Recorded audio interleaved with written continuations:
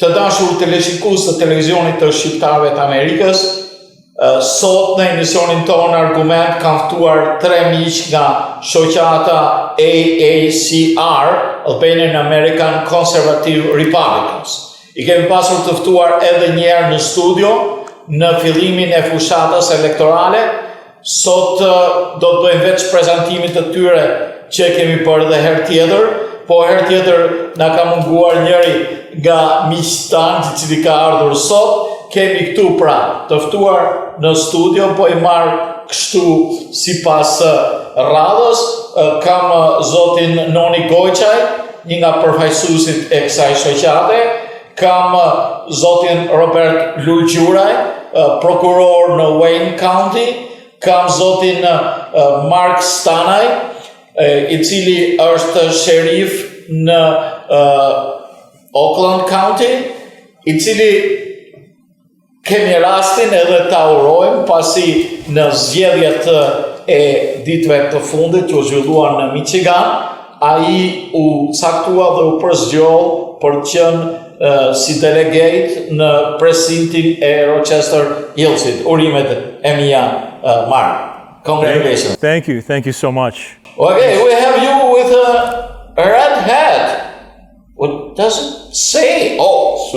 Make America Great Again. Huh? Yes, it sure does. Yeah, I wanted to wear this hat to this program. And by the way, thank you so much for having me. I'm honored to be here on this program. So a lot of people, they have misconceptions about what this hat means and what this hat symbolizes and what these words symbolize. And these words in this hat are symbolic of many things. These words symbolize the desire to make our country great to where it used to be. We used to be the leading manufacturer in the world. We used to have so many factories in this country. We used to be so prosperous. And that's why so many people, so many immigrants immigrated to our great country. You had immigrants from all around the world that came. They wanted to come to America. America was the land of freedom. It was the land of opportunity. It's why our parents immigrated. My parents, they came here in 1968. They knew that it was free from tyranny. It was free from totalitarianism. It was where you could come with nothing in your pockets, and you could be prosperous. And so what this means is it's a symbol of restoring our nation to its former greatness.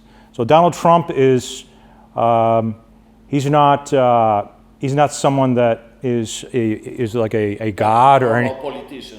He's a politician, but we don't worship him, but he is symbolic of what we stand for. We stand for prosperity. We stand for freedom. We stand for freedom of speech, freedom of religion. But why Democrats gave so that opinion or that connotation to the word MAGA, that means Make America Great Again? So they view this as a threat. We only want to be prosperous. We only want freedom. We only want low taxes. We want safety. We want to secure our southern border. We want prosperity, low crime. So that's what this logo and what this hat symbolizes. MAGA, Make America Great Again. It was here before Donald Trump. It's here during Donald Trump.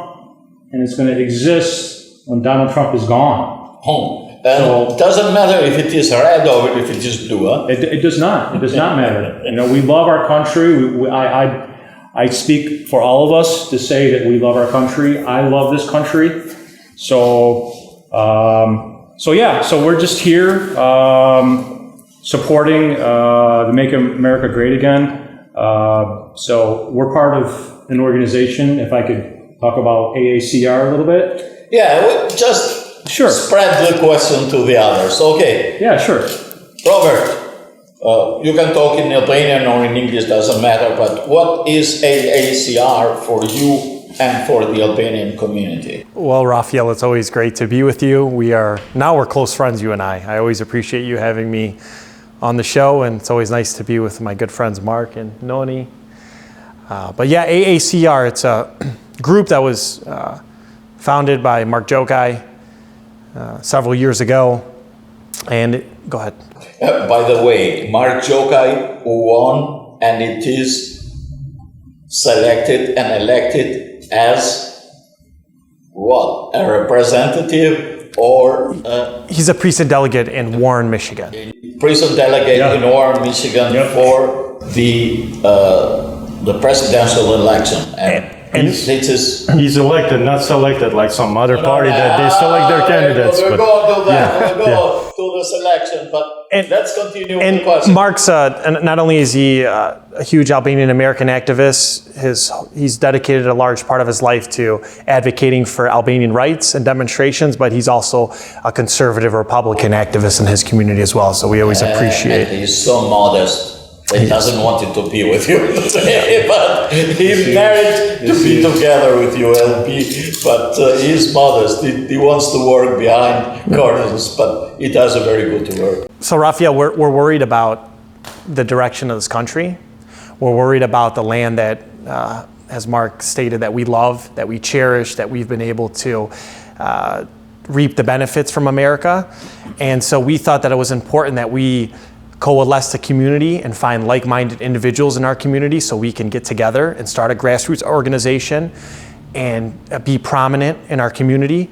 And so we have a group, and it's growing almost weekly, and we will meet occasionally or monthly. We bring speakers in, we vet candidates, we give endorsements, and we're really trying to be at the forefront of being leaders in our community, but also promoting conservative values. Because, Raphael, those conservative values that are stated in the Republican Party platform, those conservative values that made America the greatest country in the world, those are Albanian values. That was the thing I want to mention before, because the Albanians' values, the Albanians saving the values of our country, the values from where we came here, that are against communism, against the things that we have experienced in our country or in our countries in the Balkans, that makes us understand better than the young generation or Generation Z or other generations what the Democrats are trying to do with this country. And Raphael, and you have this experience too, and so do all the individuals on this couch. Our families were imprisoned. Our families were killed. Our families' wealth was taken away from them. We lived in some of the worst conditions anywhere in humanity. And we've been able to come to America, and we know almost better than American citizens what it's like to live under communism and totalitarianism. And we know what it's like to live under big government policies and what those democratic policies end up turning into socialistic and communist government. And so we never want to live under oppression. We never want to live under tyranny. And all of us, these men on the couch, we're going to stand up and do everything we can to sound the alarm in our community and let our neighbors know that we need to make sure that we live with freedom and we live with liberty. And another perfect example of escaping those dire conditions is Father Fred Carlai, who's our pastor, who you have had on this show many of times. All those are based in the respect for the family. And one of the values that Democrats or progressives especially are trying to change or to force are contrary to the common sense or the values of the Albanians where they live. So if you can talk in Albanian, talk in Albanian. Faleminderit për ftesën, po jam i gëzuar që jam këtu në pjesë e panelit me kolegët e mi, Robertin e Markun, i përshëndes. Po, normalisht ne që kemi ardhur nga shtetet që janë socialiste, komuniste, duhet që ta kuptojmë më mirë se çdo njeri këtu që janë të lindur në Amerikë se kanë kaluar sistemin, por ka kanë një sistem shumë represiv, një sistem shumë i keq që i ka dëmtuar familjen, ka dëmtuar fenë, ka dëmtuar kushtetutën, e ashtu edhe Partia Demokrate këtu në Amerikë e bën të njëjtën gjë. Shkojnë pas familjes, e sulmojnë familjen, e sulmojnë Zotin, e sulmojnë kushtetutën, edhe duhen me zhbon krejt familjen. Janë disa shenja shumë të kësia, të cilat i kthen këta progresista, si që tha Roberti, socialista, edhe po shkojnë edhe më tej duke edhe më komunista, dita ditës. Vlerat e përbashkëta, the common values that we as Albanians inherit, are the common values as you, as conservative Republicans, are supporting too. And does this give you the opportunity, when you talk to the Albanians here, to have their support for your involvement in politics? Anybody can answer something. Do you see that the Albanians are supporting your cause? One of the things that has been challenging is to get people involved in what we call politics. Look, there's a phrase, it's called, you can avoid politics, but politics is not going to avoid you, okay? And I spoke about, there's a meme, which is basically a photo, and it's a little bit, it has the quote of, the photo depicts, or it's a picture rather, or like a painting rather, I'm sorry, or of a guy, it's a man, and he's hunched over on his knees, and his head is underneath a guillotine. His head is about to be chopped off. And there's a bubble which reads, I don't get involved in politics, okay? So you mean that the people who are not involved, if you don't get involved in politics, it's at your peril, okay? Mm-hmm. It's at your detriment. I want and I encourage everyone to be involved. Who is running for your precinct delegate? Who is running for your Congress in your district? Who is running for Senate? Everyone has to get involved and pay attention. It's very important. This is the most important election of our lifetimes. Should not be a gap, or people, I'm not involved in politics, so my vote doesn't count. Absolutely. We did a voter drive at the Albanian American, or at the Albanian Festival in July. And we set up a booth. It was through our organization, Albanian American Conservative Republicans. We had Jackie Eubanks assisting us. And we were there and we had signs up, voter registration. And there was, and I had a printout of, basically just some slogans like, are you tired of inflation? Are you tired of high gas? Then register to vote. Everyone should take advantage of their right to vote. There's many countries where people don't have a right to vote. So it's your right. Get out, get registered, vote, make your voice heard, vote for your values, vote for those legislators vote for those politicians who support your values. It's in your best interest. I talk to people who, I sent a text message to one of my friends, Mike Rogers, came to our church last Sunday. He's running for United States Senate. And we welcomed him, and I texted all of my friends that I could think of. I said, hey, Mike Rogers is coming. This is a very important election. And I'm not going to mention his name, but I said, hey, Mike Rogers is coming to our church. And he replied, who is Mike Rogers? And I explained to him who he was. He's the Republican candidate for United States Senate for our state. And that's just one person. And so every little bit counts. If all of us were to share that message on who's voting, or rather who's running for election in your community or your state, it would do a lot to influence the direction of our country. So it was just one person, but if you amplify that, with okay, I notified him. Perhaps he would let his wife know, or his children know, or his aunt, or his uncle. So, you know, we are a grassroots organization. We just want to get the word out. We want to educate people. We want to get people involved.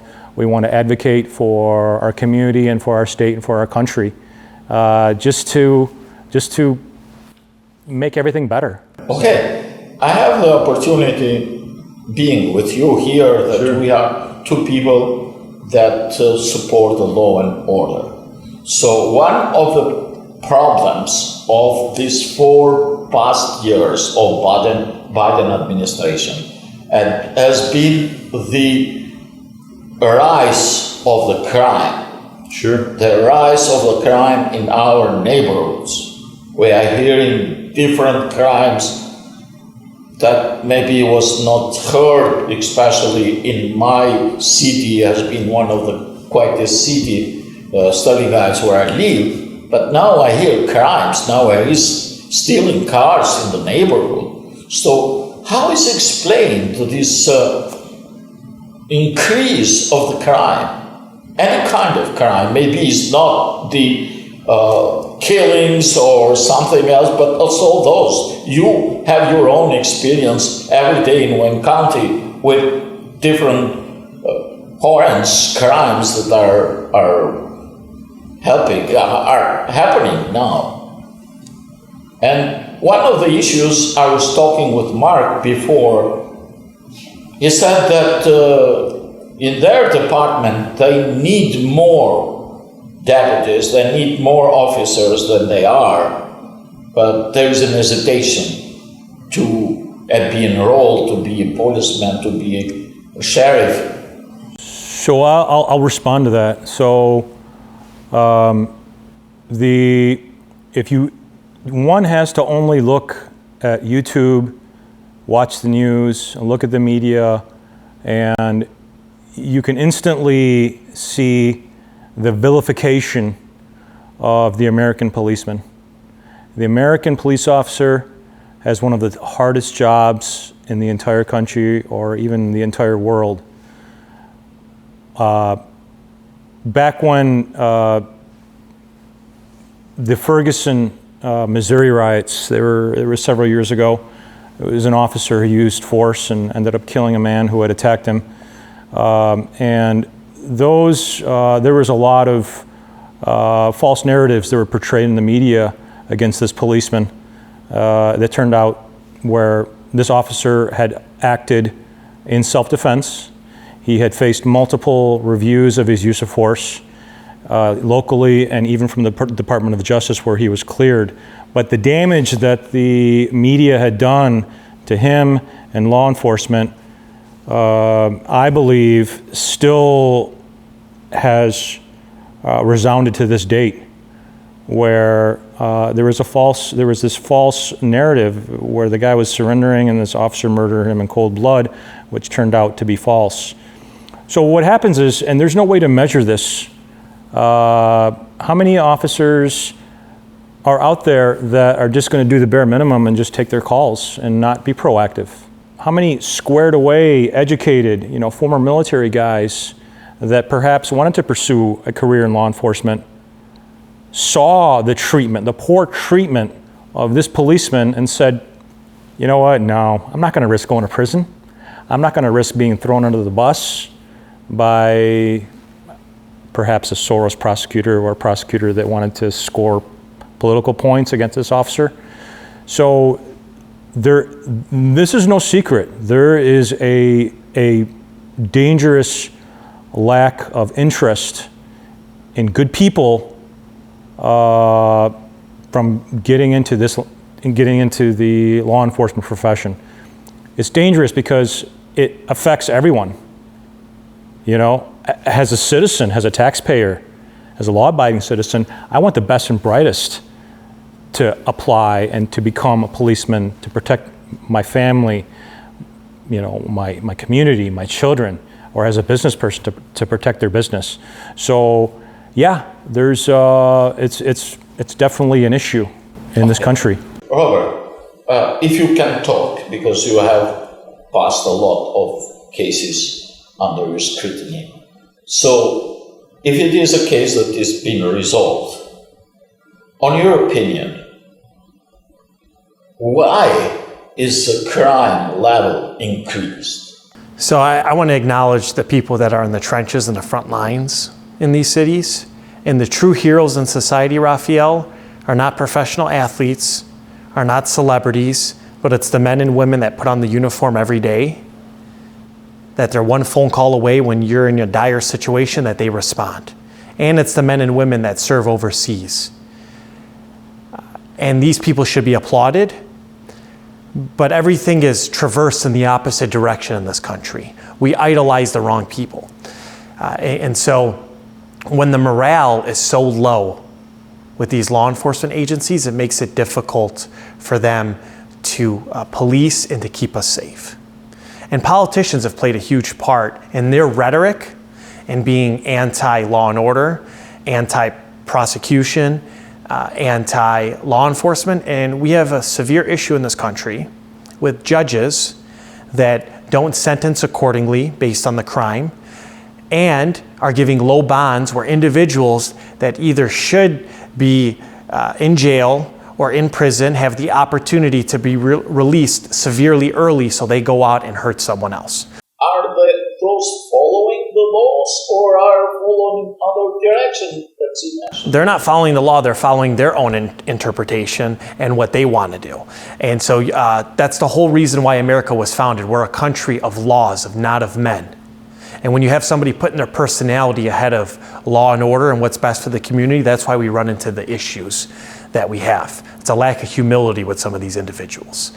And so we're living in trying times. There's a lot of crime. And this goes back to why we're conservative, Raphael. The statistics bear it out. We're not talking about opinions here. Look at some of the worst cities with the highest crime rates. They have these progressive policies. They're anti-police. And there's people that are leaving those cities. You look at LA, you look at New York, you look at Chicago, and there's a reason why some of these other states such as Texas and Tennessee and Kentucky and Florida and the Carolinas are gaining population, and they're gaining businesses, and they're gaining young families moving into those areas because people, Raphael, want to live in the area where they're not going to be carjacked, where they're not going to be broken into their home, where they can live with safety and prosperity and allow their business to grow. Curiosity, because I have you here. Sure. You are a prosecutor for Wayne County. Wayne County includes Detroit. Detroit has been for a long time one of the worst places of crime. I don't hear about Detroit nowadays as I hear from New York, for example, or Seattle or San Francisco. Why? Sure. So Detroit doesn't have as large of a population as some of those cities. I think New York is 7 or 8 million. Chicago's about 2.5 million. Detroit is somewhere in the range of 650,000, but per capita, Detroit still has a highly severe crime rate. And so there's a lot of factors, economic factors, the way you're raised. I'm huge into personal responsibility, the friendships that you develop, the people that you associate with. And so a lot of it is you can't always make a law to legislate morality. And this is why we're conservative, because we believe this country was founded on solid moral law. This country was founded on Judeo-Christian values.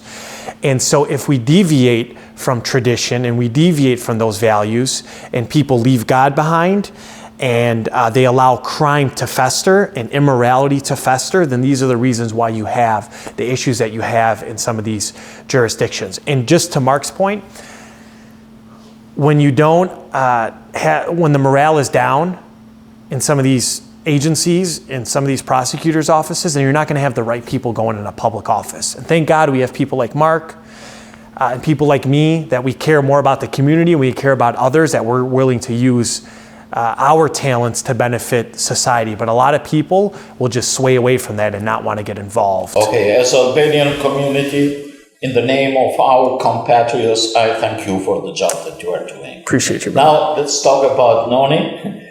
Noni sells cars. How is the market going, Noni? So the market is tanking, unfortunately. With everything going on right now, and interest rates are still like 7 to 8%. People are keeping their money. They don't want to invest as much as they used to, because there's just one day that we've seen that stock market crash day. It was one of the worst days, and people lost a lot of money in their 401ks, a lot of money that they invested, and they are not investing as much as they, unfortunately. Are people buying used cars or new cars? New cars? Yeah, new cars are very expensive now, so they are much more. So they are shifting towards used cars. The price started to move a little bit, but interest rates are horrendous. So people can't afford, buying new cars because they are like double, triple the price now. What about EVs? We should be the country that buys EVs that cost $60,000. EVs is not going very well for these EV companies, unfortunately. Ford just came out with an article, and they're losing $130,000 per EV car. And they are closing a lot of their lines, so they don't want to build them because they saw that it's not going well for them. There is no market. There's no market, and it should not be. All of these cars, their batteries are being built in China. They are undermining our jobs here in Michigan. Stellantis is closing a lot of jobs and offering buyouts right now. So we are looking into a big crash coming up, and that's a reason of our government. That's Okay, Michael. I wanted to just add to the whole thing about the automotive industry. So when Donald Trump was president, Ford had announced that they were going to build a factory in Mexico. When Donald Trump found out about this, because it's no secret that Donald Trump loves America. He loves the American people. He loves American manufacturing. He wants to see us prosperous, okay? He's a billionaire. Come on. He wants everyone to be prosperous.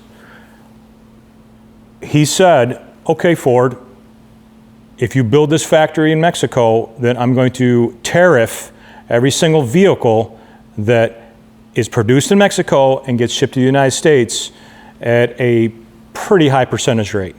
Well, when Ford was told about what Donald Trump said, they ended up canceling their plans to build this plant in Mexico, okay?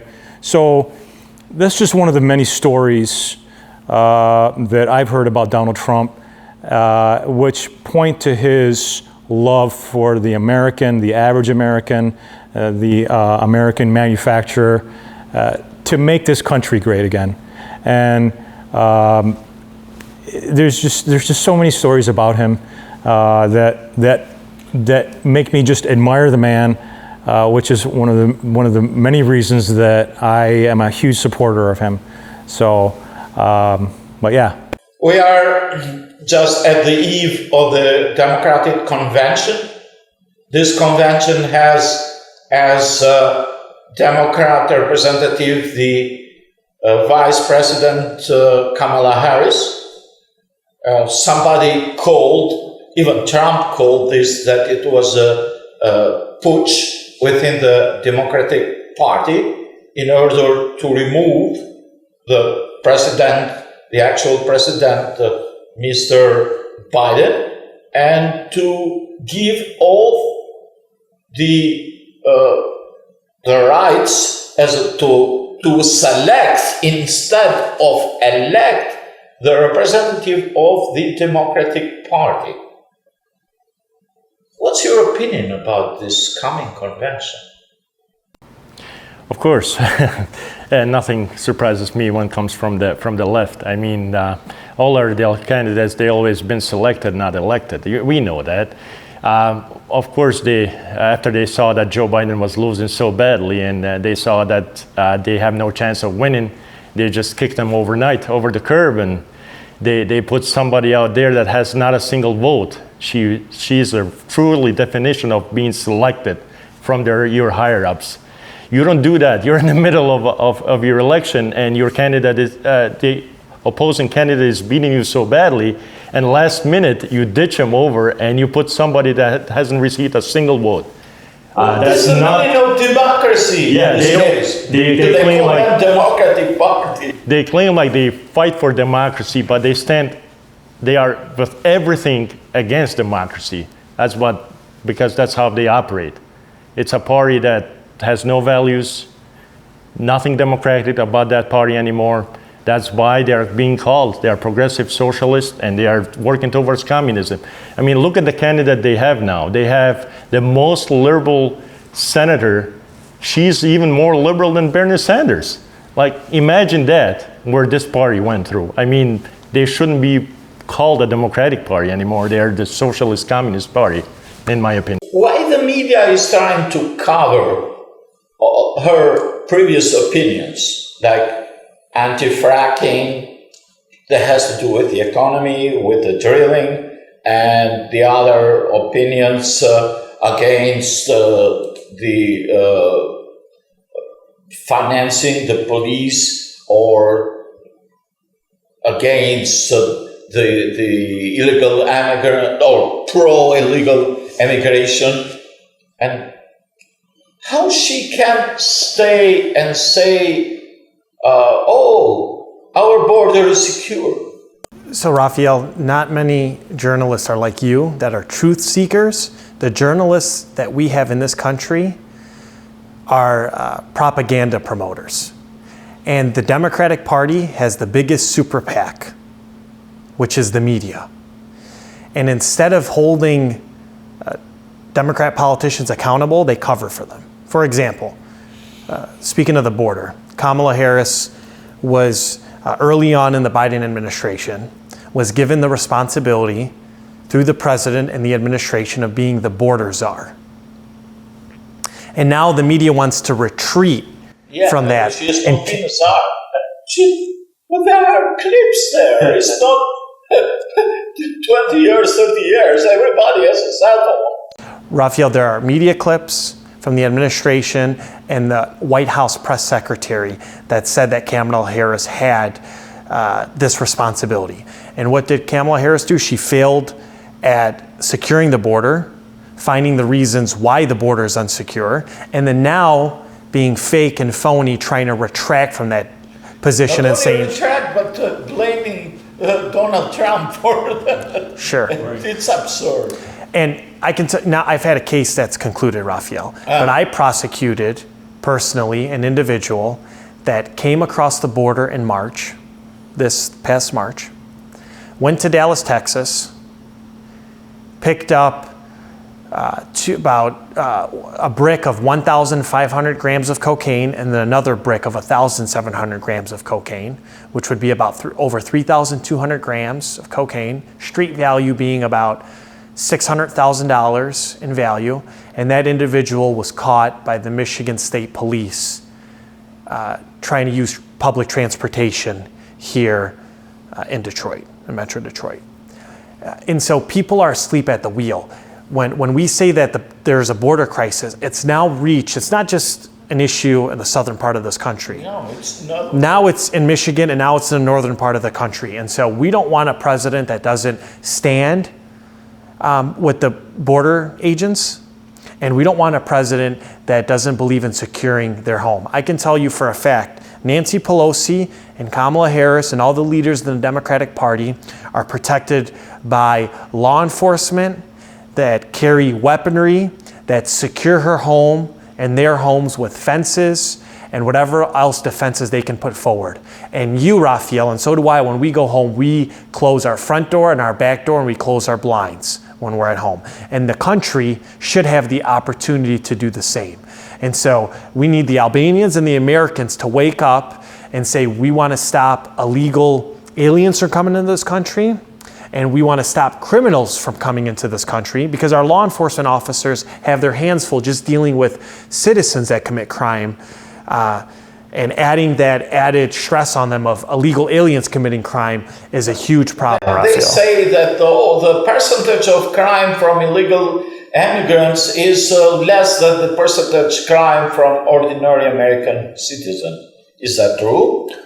Well, sure, there's going to be more American citizens by per capita, but it still doesn't take away that we have individuals in this country that should have been deported, and the border should be secure. And we have facts that some countries know that the border is open, and so they're releasing people from their prisons and allowing them to migrate north into the United States. And there's even been individuals stopped at the border, Raphael, that have been on the terror watch list, that have come from China because they know that southern border is porous.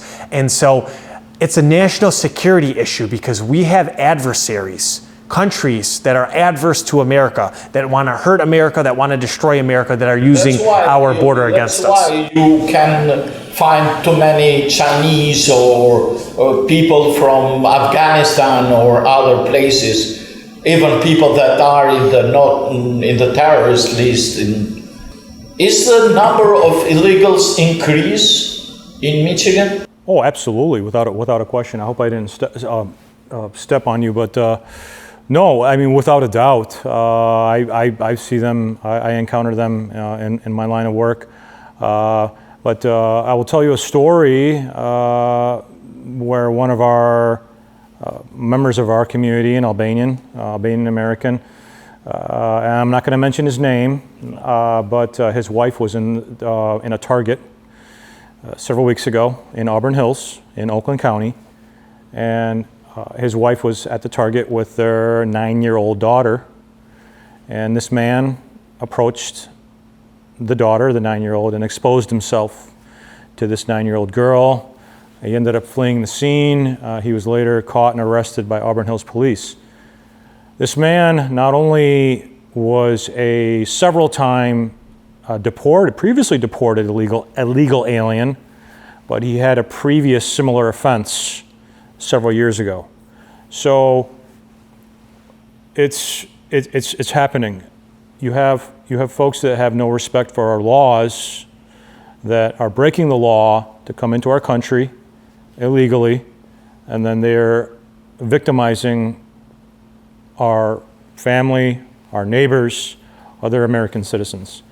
So personally, I'm very concerned. I'm married. I'm concerned about my wife potentially being victimized, my mother, my siblings, my children. It's a concern that I have. So, look, I've lived the American dream. I'm 50 years old. I did what I wanted to do. It was my dream job. I want my children to be able to have the same opportunity that I had. I want my grandchildren to have the same opportunity that I had. Like Robert said, we are a nation of laws. We have no society if we have no laws and no respect for our laws. So, but yeah, I'm very concerned. And just to briefly add on what Mark mentioned, Donald Trump believes in meritocracy, meaning we want people of merit coming to this country. There's nothing wrong with America being selective of who wants to immigrate to this country. And we want people, and this is why we're so proud to be Albanian and why we came here. First of all, people in our culture, we came here legally. We followed the process. And we are the best of America. We're hardworking. We've started businesses. We've immersed ourselves in society. We've assimilated to America. And we want other ethnic groups and other immigrants to follow the same path that we did. And so we want the best and brightest to come here, and we want people that love this country, because we have an issue with the Democrat Party and the university system in this country brainwashing and indoctrinating our children and our young people to hate America, to hate the levers of government, to hate law enforcement, to hate everything that makes America great, which is our education system, our economy and capitalism, and we have to reverse that trend. And so we hope that if Donald Trump gets in office, we're going to secure the southern border, and we're going to bring in people that love this country, that want to come to this country and work hard and want to engage in capitalism. Okay, but before that, you have to defeat the Democrats, which have the convention next week. So what do you expect from this convention, other than the theater or the show? Yeah. As I said, I don't expect much from Democrats. I mean, they're going to be talking about their policies that they promote to hate this country. That's what really they do. They promote, as Robert said, they indoctrinate our kids in our schools. It's a shame they indoctrinate them to hate our country. we have to reverse course. That's not sustainable. We cannot be going that route. I mean, if all these younger generations, they are taught these lessons in school, and they are taught these moral, no values, no God, nothing present, and they even teach the kids to not to tell their parents if they can change their actual gender. It's so embarrassing. I mean, I'm embarrassed to even talk about it. So, if I may say it in Albanian, just a little bit, just the difference between in this election between the two sides. Njërin e kemi njërin on, siç e përmendte, e kanë convention tash në Chicago, një parti pa moral, pa fe, pa tradit, të cilët i kanë policies, si thonë, i kanë ato veset e tyre kundra shtetit vet, kundra vlerave konservatore, kundër vlerave familjare.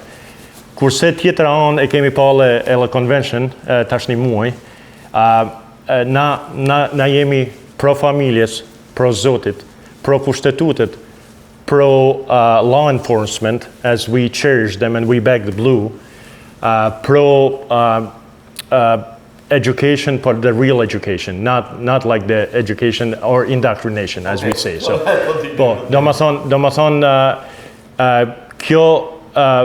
ky votim që vjen në nëntor është shumë i rëndësishëm për komunitetin, edhe duhet ta dinë se një parti e cila është e majt, ata janë socialista, edhe ata shkojnë në anën e socializëm komunizmit.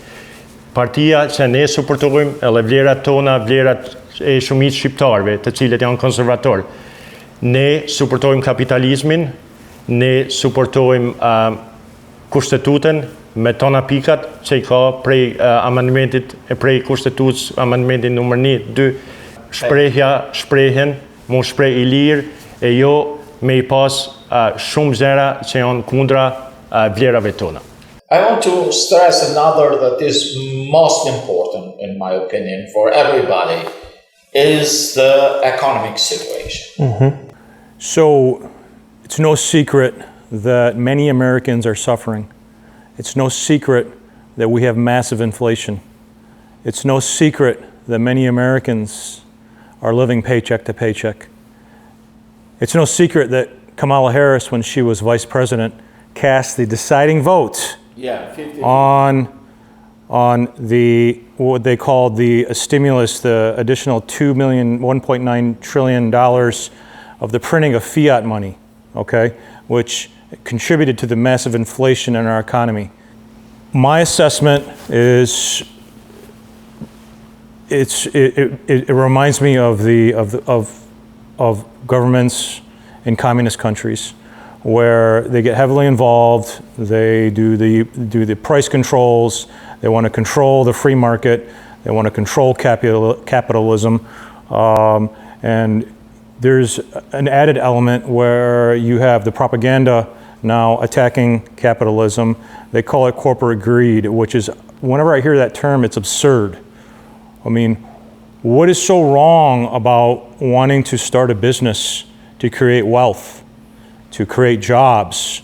Those folks are going to go in turn, they're going to support the local mom and pop restaurant, they're going to support the local dealership and buy a car with that money. So the economy is, everything's connected, all right?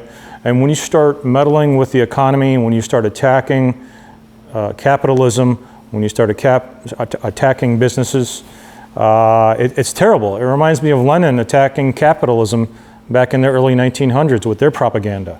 So I'm seeing a lot of similarities with, you have politicians, attacking workers, attacking businesses, attacking capitalism. And these similarities remind me of communism that occurred in China or Russia. Some more personal stories, if you can share. Do you have discussion with Albanians or other that support the Democrats in this election? And what do they say to that? So I've discussed politics with Albanians and people who are not Albanian, and I've had Albanians that have told me they don't like Donald Trump. Well, and then when I ask why, I mean, they will provide me with reasons such as just the general mainstream false opinions of him, and so there's no specific reasons, but it's sad. Look, the Republican Party and Republicans are not the solution to all the problems, but I will say that the Democrat Party is the cause of all the problems that we're facing, all right? Namely, one of the biggest issues is the economy. People can't afford to buy houses. Yeah. When Donald Trump was president, my 401k did amazing. I think most people can agree that when Donald Trump was president, that we had the most prosperity and things were just so much better. The economy was more prosperous. We didn't have the invasion at our southern border. People had more money in their pockets. Myself and my wife and my family, we ate out more often.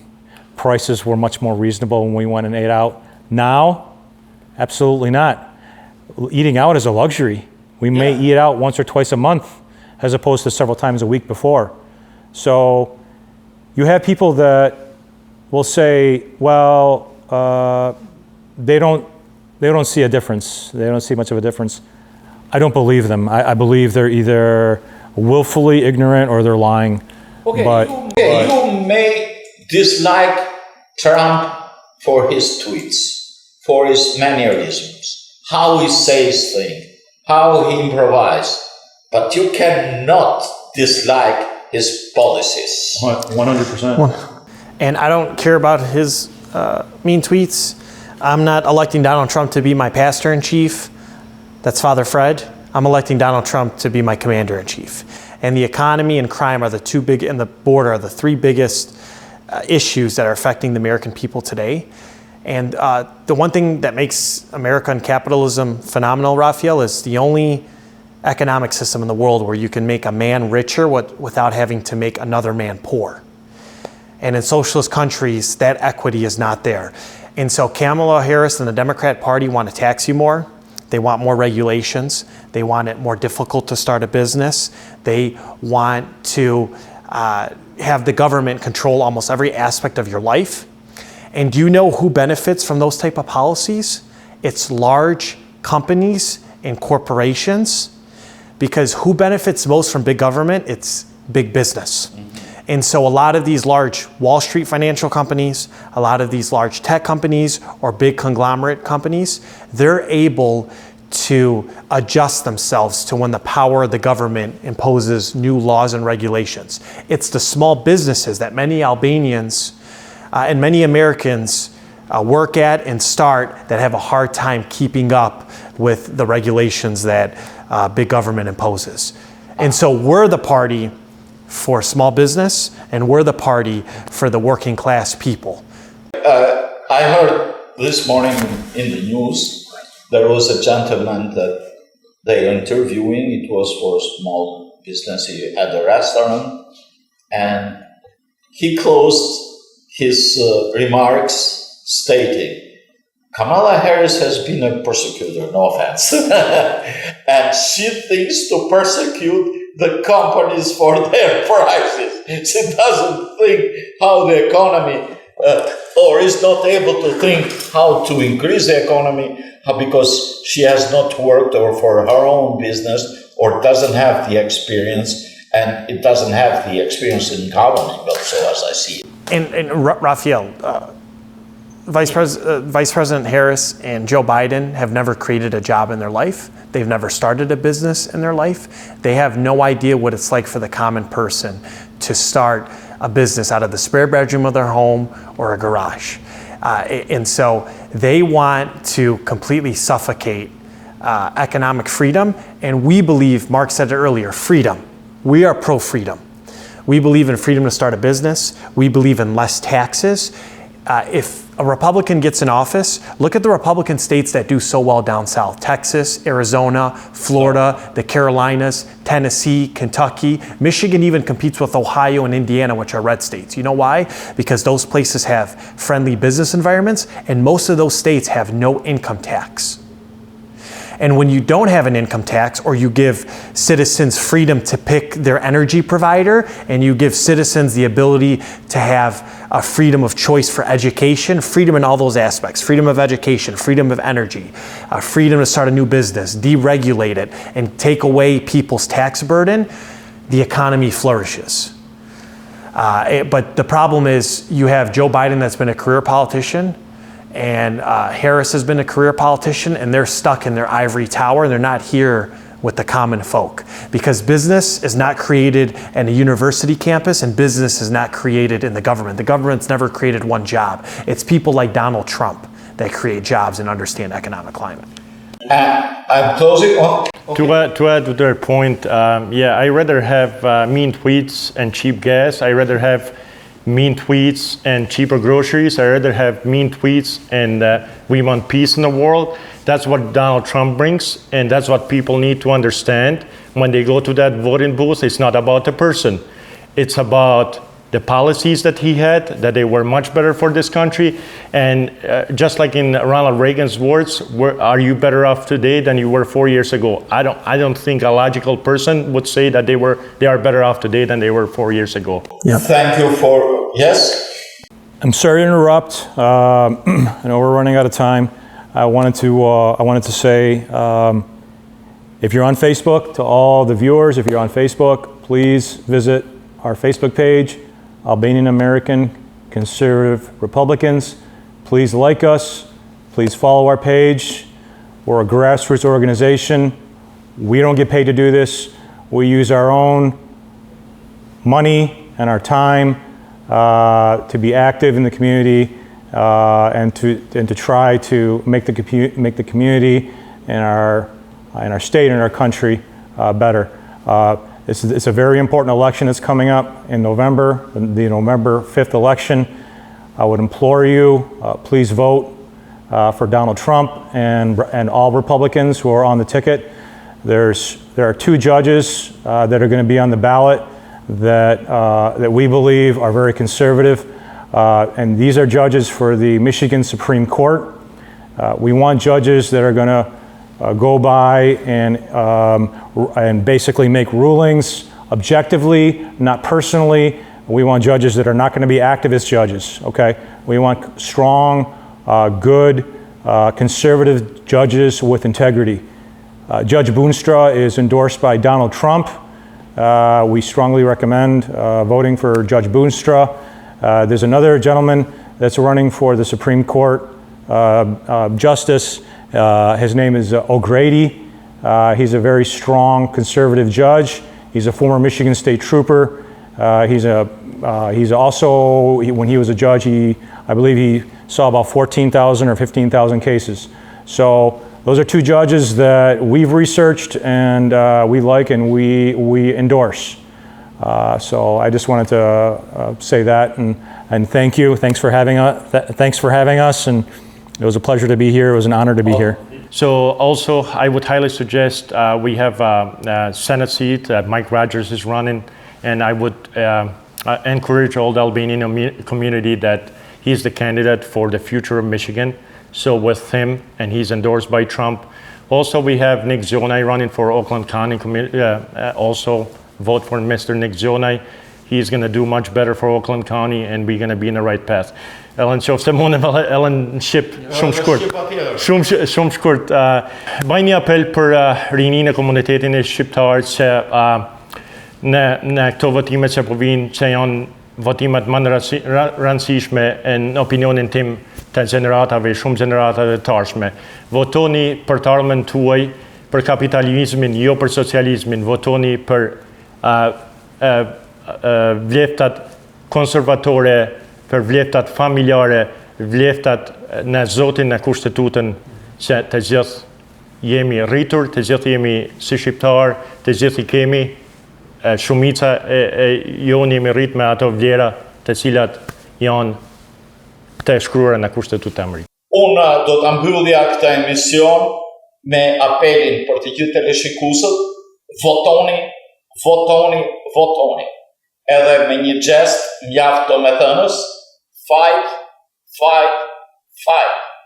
Luftoni pra për lirinë tuaj, luftoni për demokracinë tuaj, luftoni për vlerat e mirëfillta të kombit amerikan. Miru takofshin në emisionet të tjera. Ju faleminderit. Faleminderit. Dashur teleshikues të televizionit të Shqiptarëve të Amerikës, këtu ne i dam fund bisedës son, informacionit ton, emisionit ton, me argumenta të ndryshëm, me antarët e grupimit apo të përcaktimit Albanian American Conservative Republicans të Michiganit, aktivist, dhe jurojmë të gjithë komunitetit kemi shumë aktivist, i ftojmë dhe përfaqësues të partive të tjera, Partisë Demokrate, të vinë në studio të gjykojnë për opinionet e tyre në lidhje me mbarvajtjen e demokracisë amerikane. Miru takofshin. Ju faleminderit. Thank you.